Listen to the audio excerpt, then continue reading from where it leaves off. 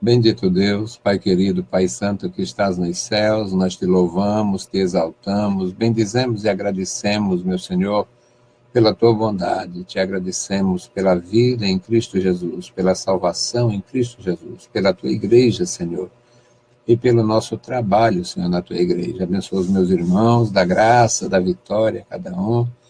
Opera, Senhor, na tua igreja, guardando crianças, jovens e adultos. Os teus ministros, Pai, abençoa e guarda cada um. Opera no nosso viver, Senhor. Nós te pedimos, nós te agradecemos, no santo nome de Jesus. Amém. Saudamos a todos com a paz de nosso Senhor Jesus Cristo. Voltamos para apresentar o programa Toca o Clarim. Esta é a edição 917, ano 17, e o tema, a missão de Paulo e Israel. A missão de Paulo e Israel é o nosso tema, e o texto bíblico, Atos dos Apóstolos, capítulo 9, versículos de 1 a 15. Nós temos, meus amados irmãos, nesta leitura, nós temos a grandeza, nós vemos a grandeza do nosso Deus, revelando o seu amor, revelando a sua graça, revelando a sua misericórdia, manifestando a sua compaixão. Saulo, um judeu qualificado, um homem de letras, um homem de grande importância para a nação, e na condição de cidadão romano, por ter nascido em Tarso, ele tinha trânsito livre entre as províncias dentro do império, e aquele homem tinha muita importância. Quando o homem é muito importante, às vezes ele atribui a si mesmo mais importância do que ele tem. E não existe muitas razões para a gente duvidar que o Saulo fosse diferente enquanto fariseu, pois uma das qualificações dos fariseus era serem exaltados em relação às suas próprias virtudes, as virtudes por eles vivenciadas, aprendidas e divulgadas. Então, aquele homem foi importante, era importante e teve um grande peso, inclusive na perseguição contra a igreja de Jesus, que estava nascendo e não tinha nome ainda. Não. Hoje é tudo fácil de identificar, o sujeito inventa de uma hora para outra uma igreja, bota o nome garboso, um negócio bonito aí, e chama a atenção. Você vai atrás, se for atrás, eu não aconselho ninguém a sair de casa hoje para ir atrás disto, mas se for atrás pode ter uma tremenda de uma surpresa, porque é alguém que não tem história pregressa, ou seja, é alguém que faz esforços para esconder quem foi, quem era e quem é. E não é pelo fato de ter sido ruim no aspecto de ter, antes de conhecer Cristo, ter feito o que o homem faz. Todo homem sem Deus faz muitas maldades. Mas o Evangelho ele é tão poderoso, ele é tão maravilhoso, que quando o indivíduo que viveu uma vida de perversidade, de imundícies, quando ele se converte, Deus realmente transforma ele, ele não esconde. Por que eu vou esconder a história que eu vivi se Deus tirou de cima de mim aquele mal?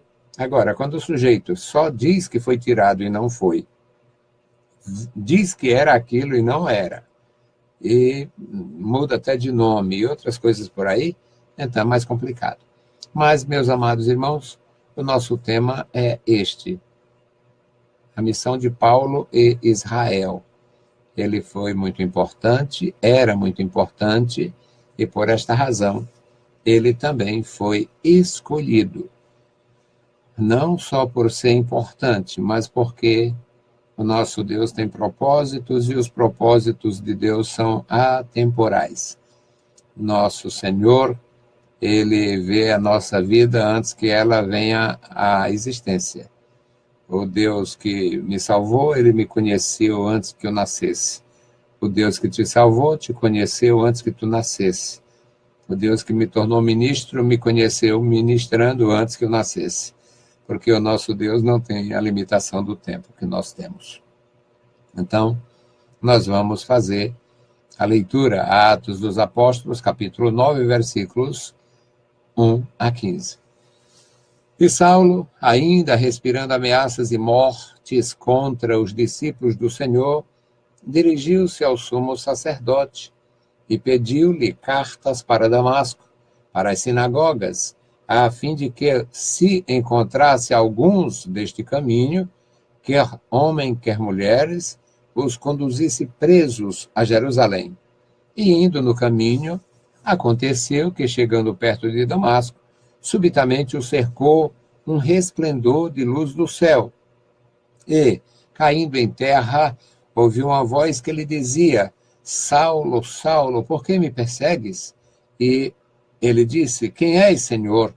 E disse o Senhor: Eu sou Jesus, a quem tu persegue. Duro é para ti recalcitrar contra os aguilhões. E ele, tremendo e atônito, disse: Senhor, que queres que eu faça? E disse-lhe o Senhor: Levanta-te, entra na cidade, e lá te será dito o que te convém fazer. E os homens que iam com ele pararam espantados, ouvindo a voz, mas não vendo ninguém. E Saulo levantou-se da terra e, abrindo os olhos, não via a ninguém. E guiando-o pela mão, o conduziram a Damasco. E esteve 3 dias sem ver, e não comeu nem bebeu. E havia em Damasco um certo discípulo chamado Ananias. E disse-lhe o Senhor em visão: Ananias. E ele respondeu: Eis-me aqui, Senhor. E disse-lhe o Senhor: Levanta-te e vai à rua chamada Direita e pergunta em casa de Judas por um homem de Tarso chamado Saulo, pois eis que ele está orando. E numa visão, ele viu que entrava um homem chamado Ananias e punha sobre ele a mão para que tornasse a ver. E respondeu Ananias: Senhor, há muitos ouvi acerca deste homem, quantos males tem feito aos teus santos em Jerusalém. E aqui tem poder dos principais dos sacerdotes para prender a todos os que invocam o teu nome. Disse-lhe, porém, o Senhor: Vai, porque este é para mim um vaso escolhido, para levar o meu nome diante dos gentios e dos reis e dos filhos de Israel. Bendito Deus, Pai santo e querido, Senhor da glória, nós lemos a tua palavra, suplicamos pelos nossos irmãos. Abençoa, guarda, sustenta, dá a tua direção e proteção a cada um. Manifesta, Senhor, a tua glória, a tua graça. Querido Pai, ouve a nossa petição. Nós te pedimos, nós te agradecemos, no santo nome de Jesus. Amém. Meus queridos irmãos, a leitura por si só tem um grande testemunho a respeito da Igreja do Senhor Jesus no seu princípio. A Igreja foi muito sofrida.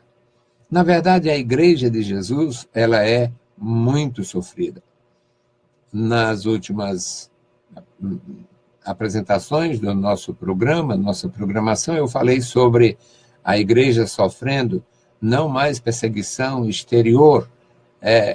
Eu sou do tempo que a Igreja ainda tinha os seus cultos impedidos. Em algumas situações, não era permitido.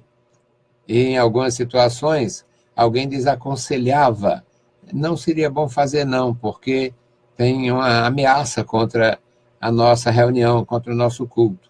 Em algumas situações, os padres encabeçavam aquele movimento. Meu sogro foi perseguido, meu sogro foi muito perseguido. Ele era funcionário público federal e ele era transferido, e quando ele, onde ele chegava, ele era um crente verdadeiro, foi um dos crentes mais conscientes e consagrados que eu conheci, e ele sofria perseguição. Ele sofreu perseguição aqui em alguns municípios do estado do Ceará, e não era perseguição por qualquer coisa, não. É porque ele era crente em Jesus Cristo. Em uma dessas cidades, ele saiu escondido, ele fugiu numa carrada de frutas, era aqui na Serra da Ibiapaba, e ele fugiu. Ele foi tirado de lá, uma pessoa disse, olha, eu vou ajudar o senhor.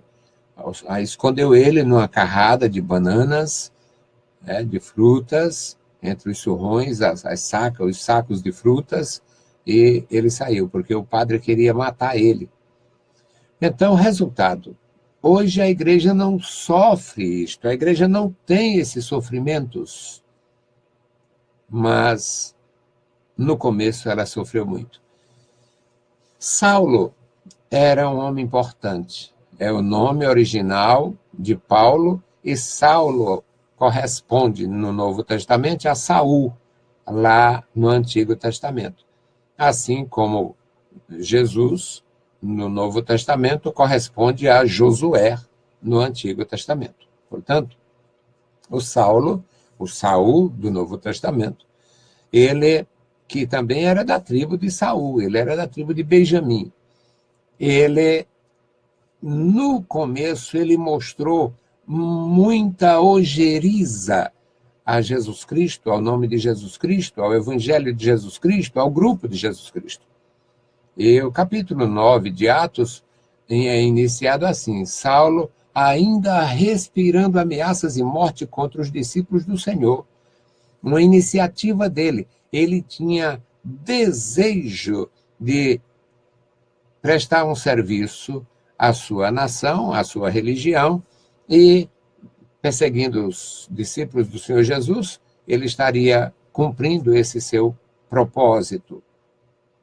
Então, ele toma a iniciativa, Atos 9:1, ele toma a iniciativa de se apresentar como voluntário ao sacerdote, ao sumo sacerdote, e pedir recomendações. Eu quero cartas do Sinédrio, cartas aqui do sacerdócio, para ir para Damasco. Em Damasco tinha não sei quantas sinagogas, e tinha muitos judeus, e já tinha discípulos. Então, eu quero fazer esse serviço, eu preciso de autorização do sacerdócio, do Sinédrio. E eu vou para Damasco, e lá, quem eu encontrar, eu trago preso. As autoridades religiosas em Israel, elas tinham autoridade para prender, só não podiam executar. E eles foram à viagem.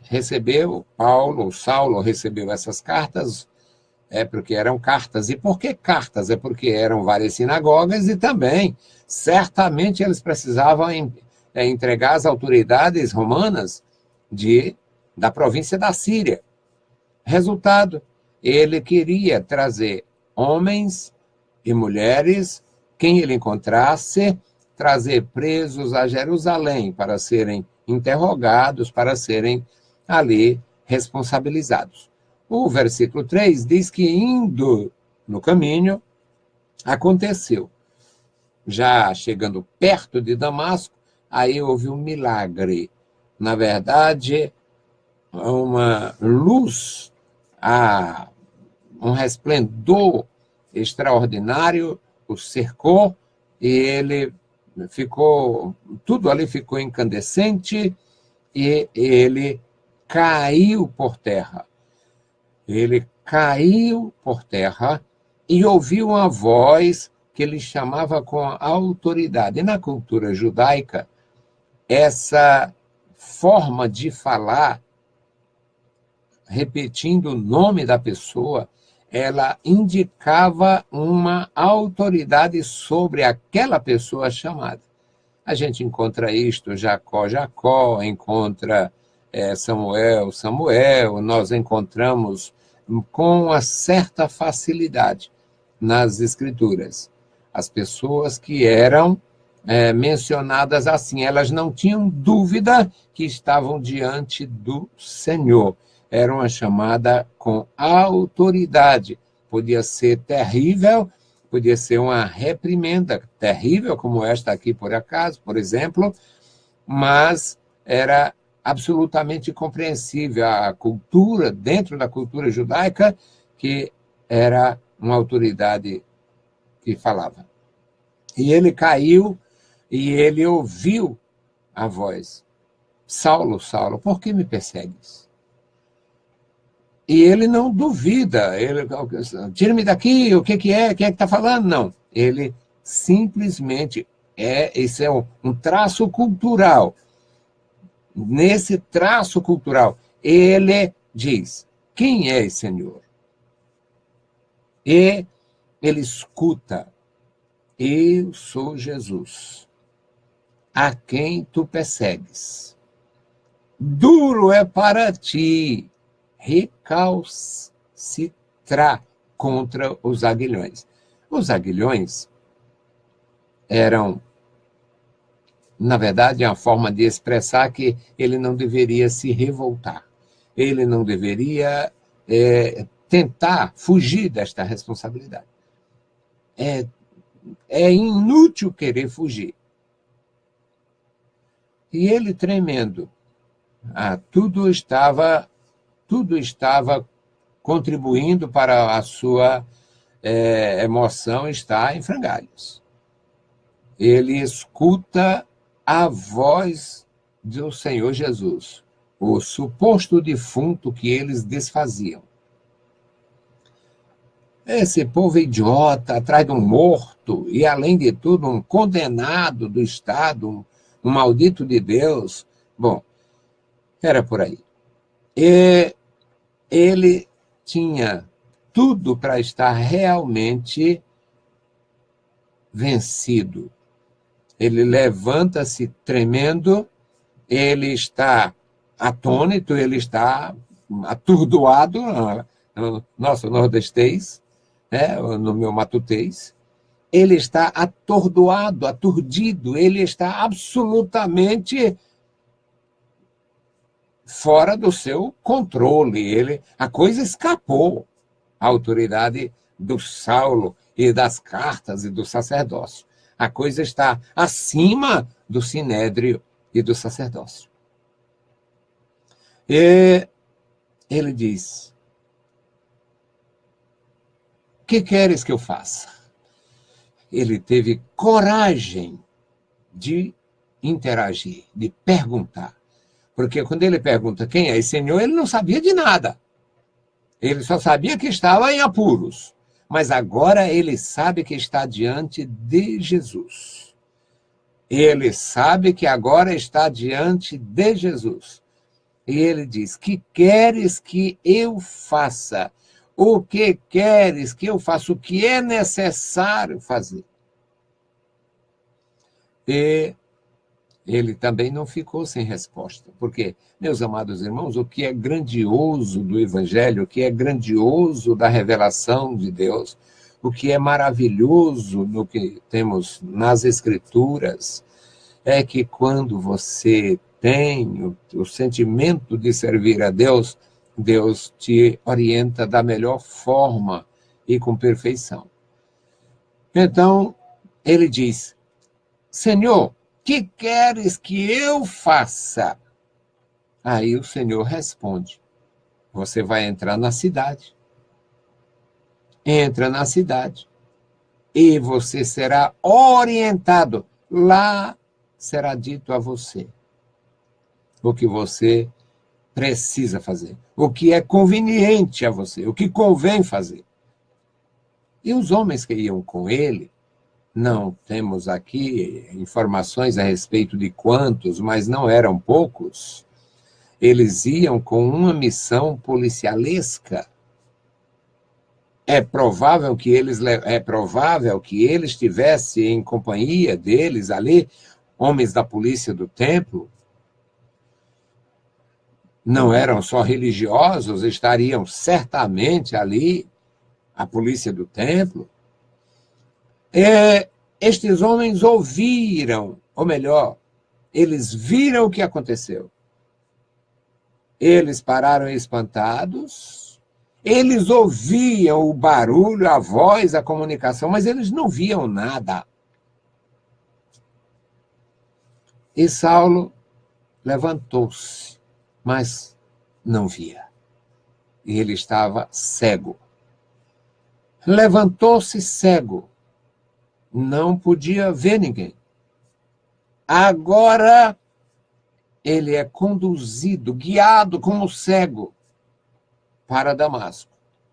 E em Damasco ele fica 3 dias. Eu costumo dizer, ensinando e pregando, que o Saulo, os 3 dias de Damasco para ele foram terríveis. Porque Jesus não disse a ele, você vai ficar 3 dias cego. Ele é provável que pensasse ficar cego para o resto da vida. Ele estava tremendamente humilhado, inseguro, ele estava num estado deprimente. Ele ficou 3 dias sem ver. E a angústia desses 3 dias não permitiu que ele comesse. Imagina o nível de angústia do fariseu. Não comeu e nem bebeu. A angústia, quando uma angústia grande, uma grande angústia, ela suplanta as nossas emoções e sentimentos. Elas invadem e dominam até mesmo nossos sentimentos e instintos de sobrevivência. 3 dias, a cegueira, a terrível mensagem que ele ouviu, você está perseguindo a Jesus. Você está lutando contra o Filho de Deus. Você vai sofrer terrivelmente. É duro para ti. E a dureza começar ali, porque ele se levanta cego. O que se passou na sua mente? E ele ficou 3 dias, apenas 3 dias, sem ver, sem comer e sem beber. Mas o bom, o maravilhoso dessa história, meus amados, é que havia em Damasco um discípulo, um aprendiz de Jesus Cristo, uma pessoa que não tinha até então, ninguém tinha mencionado. Este discípulo aqui, havia em Damasco um certo discípulo, ou seja, uma pessoa comum, um certo indivíduo, que servia o Senhor. E numa visão, o Senhor falou para ele, Ananias, e ele responde, eis-me aqui, Senhor. A diferença do Saulo, quem é que está falando? E aqui o Ananias, eis-me aqui, Senhor. Aí uma ordem, uma missão. Aqui tem 2 missões nesse texto, uma missão profícua, uma missão profunda, uma missão extraordinária do fariseu Saulo, que seria transformado pelo poder de Deus, para servir ao seu povo, ao povo de Deus, à igreja do Senhor em Israel e aos gentios onde ele estivesse. Mas o Ananias, meus amados, o Ananias, ele diz, Senhor, eis-me aqui. Aí o Senhor tem uma missão para o Ananias.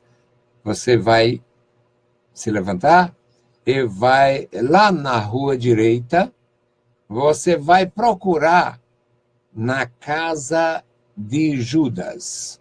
Judas, aqui no Novo Testamento, também era muito comum. É o que representa Judá, da antiga lei, do Antigo Testamento. Você vai na casa de Judas, na rua direita, e pergunta por um homem de Tarso. Ele é chamado, o nome dele é Saulo, e ele está orando. O Ananias, quando escuta o nome do Saulo, já liga todos os pontos ali e diz, Senhor, eu já ouvi muito a respeito deste homem. Na verdade, o versículo 12, o Senhor diz para ele, fica tranquilo, Deus tranquiliza o Ananias. Numa visão, o Saulo viu, Ananias, que você entrava lá. E ele sabia que você ia com uma missão, você ia colocar as mãos sobre ele para ele tornar a ver, ou seja, o Senhor dá a missão e ainda dá a informação. O Ananias já foi sabendo que o Saulo estava sem ver. E o Senhor diz, ele viu numa visão que você chegava, perguntava por ele, e impunha as mãos sobre ele, e ele teria a visão recuperada. Aí o Ananias diz, mas Senhor, eu ouvi tanta coisa ruim deste homem, e aqui ele já causou muitos males ao teu povo em Jerusalém. E aqui, se ele está aqui, ele não está aqui inutilmente. Se ele está aqui, ele não está aqui de graça. Se ele está aqui, ele tem autoridade das autoridades de Jerusalém. Ele está aqui com a autoridade dos sacerdotes para prender os que invocam o teu nome, para maltratar os que te servem. Aí o Senhor, meus amados, diz para o Ananias, vai, porque este é para mim um vaso escolhido para levar o meu nome diante dos gentios e dos reis e dos filhos de Israel. Foi o discípulo que evangelizou mais autoridades. É claro, foi o que esteve preso mais vezes. Ele evangelizou reis, ele evangelizou tribunos, ele evangelizou centuriões, ele evangelizou soldados, ele evangelizou pessoas de todos os níveis sociais. Meus queridos irmãos, era uma missão grandiosa. O nosso tema, a missão de Paulo e Israel, e o interesse de Deus na visão, na missão do apóstolo Paulo, era tríplice. Ele seria o apóstolo dos gentios, ele seria o maior evangelizador dos reis, dos soberanos, e ele seria o maior combatente em relação aos filhos de Israel na sua indiferença contra Jesus e o Evangelho. Que Deus possa nos abençoar, nos guardar, nos ajudar, nos ensinar a viver e produzir frutos dignos do seu nome, dignos do seu reino. Bendito e eterno Deus, Pai de nosso Senhor Jesus Cristo, te louvamos, te exaltamos, bendizemos e agradecemos pela tua bondade. Obrigado, meu Senhor, pela tua palavra. Obrigado, meu Senhor, pela tua igreja. Estenda as tuas mãos sobre nós. Nos dá, Senhor, a graça e a sabedoria para continuar. Querido Pai, ouve a nossa oração. Nós oramos, nós agradecemos no santo nome de Jesus. Amém. Saudamos a todos com a paz de nosso Senhor Jesus Cristo. Se o Senhor permitir, voltaremos. A nossa emissora está com problema desde ontem, mas amanhã esperamos ter o programa dos nossos jovens e na sexta-feira o programa dos jovens na terceira etapa do Conjunto Ceará. Se não, na segunda voltaremos, se o Senhor permitir. Deus vos abençoe, leiam a Bíblia Sagrada e a graça de nosso Salvador repouse sobre vós. Amém.